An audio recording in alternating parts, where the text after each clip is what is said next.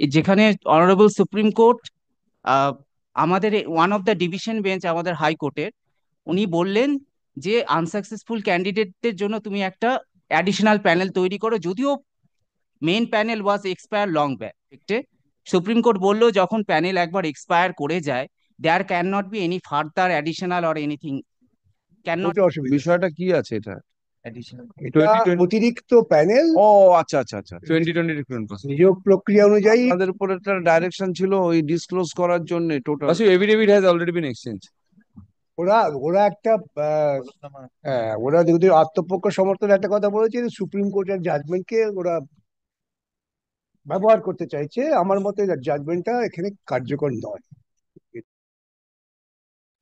যেখানে honourable supreme court আমাদের one of the division bench আমাদের হাইকোর্টের উনি বললেন যে আনসাকসেসফুল ক্যান্ডিডেটদের জন্য তুমি একটা অ্যাডিশনাল প্যানেল তৈরি করো, যদিও main panel was expire long back.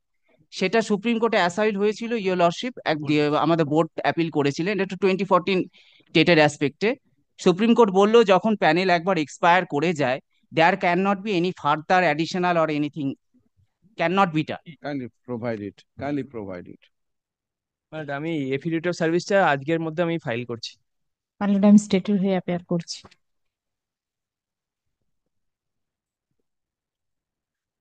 এই দুটোকে রাখুন, যখনই কাট অফের কোশ্চেন আসবে না।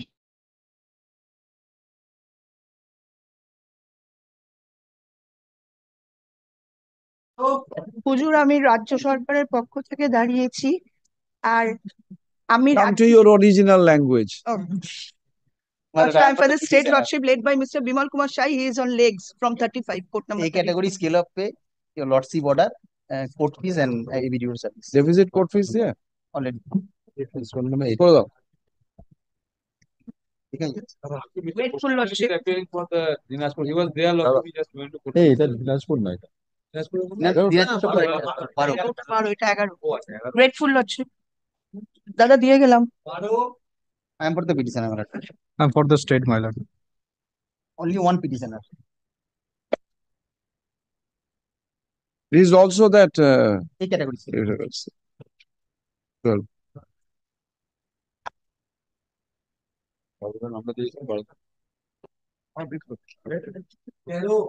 Lordship, Mr. Shanar is leading me in this matter for the board, Lordship. He is on his legs, Lordship. কে আগের সপ্তাহ টাইম সুবীর ওনারা অ্যাডজার্নমেন্ট নিয়েছিলেন। As my learner senior is there, he can, if you want to submit, I will take না the না, note. এটা sir আপনি বললে একসাথেই করতে হবে। স্যার আপনার পার্টটা আপনি না, বলুন। তাতে এরকম করে আধা-আধি করে হবে না। কোর্টে অসুবিধা। বিষয়টা কি আছে এটা? অ্যাডিশনাল এটা 2020 অতিরিক্ত প্যানেল ও আচ্ছা আচ্ছা আচ্ছা 2020 রিক্রুটমেন্ট প্রসেস। নিয়োগ প্রক্রিয়া অনুযায়ী আমাদের উপর একটা ডাইরেকশন ছিল ওই ডিসক্লোজ করার জন্য total affidavit has already been exchange. ওরা ওরা একটা হ্যাঁ, ওরা যদি আত্মপক্ষ সমর্থনের একটা কথা বলেছে, সুপ্রিম কোর্টের জাজমেন্টকে ওরা ব্যবহার করতে চাইছে। আমার মতে জাজমেন্টটা এখানে কার্যকর নয়। না, ওনারা আপনাদের প্রেয়ার ছিল যে এই 5% যে অতিরিক্ত প্যানেল, এটাকে পাবলিশ করা হয়নি, এটাকে পাবলিশ করে রিক্রুটমেন্ট দাও।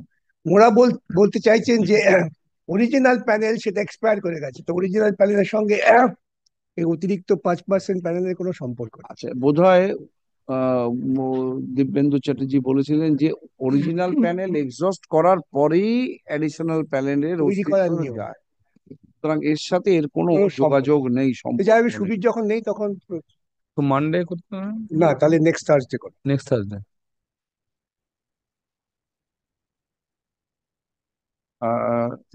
prayer for না, adjournment এইভাবে হয় নাকি? কোর্টের অসুবিধা। দক্ষিণ দিনাজপুর on behalf of আমি the অর্ধেক Board of Primary টাইম ঠিক আছে।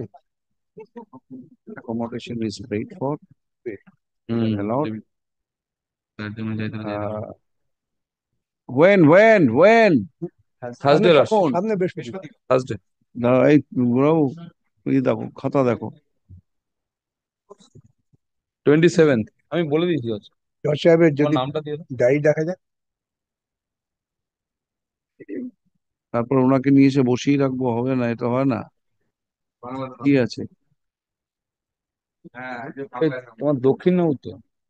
কোথা থেকে? ওই তো লেখা আছে। আফটার ডিভিশন বেঞ্চ দিয়ে দিই।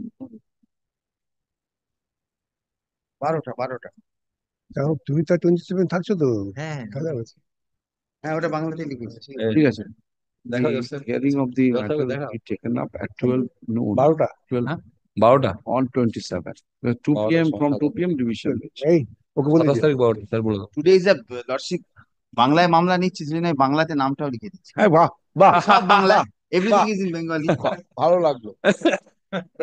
নমস্কার, এম নিউজ বাংলা চ্যানেলে আপনাদের স্বাগত। 21শে ফেব্রুয়ারি কলকাতা হাইকোর্টের মাননীয় বিচারপতি বিশ্বজিৎ বসুর এজলাসে এসএসসি মামলাটি পুনরায় ওঠে।